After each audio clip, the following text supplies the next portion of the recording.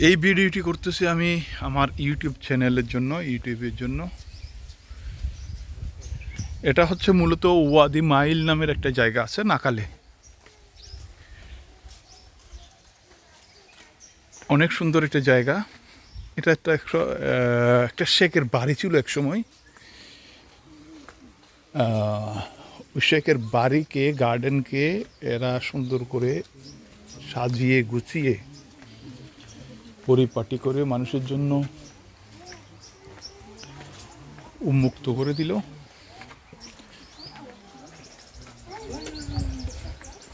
এখানে একটা বাগান, আসলে বাগান বাড়ির মধ্যে, বাগানের মধ্যে সুন্দর করে স্থাপনা করছে। দেখেন কত বড় বড় কলা গাছ, ব্যানানা ট্রিজ। এই তো দেখেন ব্যানানা ট্রিজ, কলা থুর, কলা সহ দেখছেন। সুন্দর সুন্দর স্থাপনা।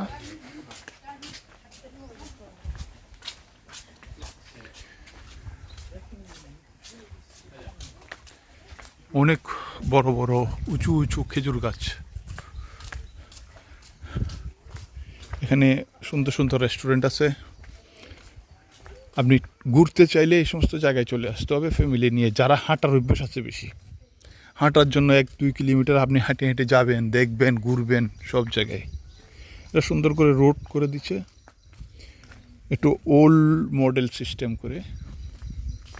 যেখানে এই গাছকে কীভাবে এরা, এই গাছকে দেখেন কী সুন্দর করে থাকলো এরা গাছের মধ্যে। এটা পুরানো স্থাপনা, এগুলো সব এদের জিনিস।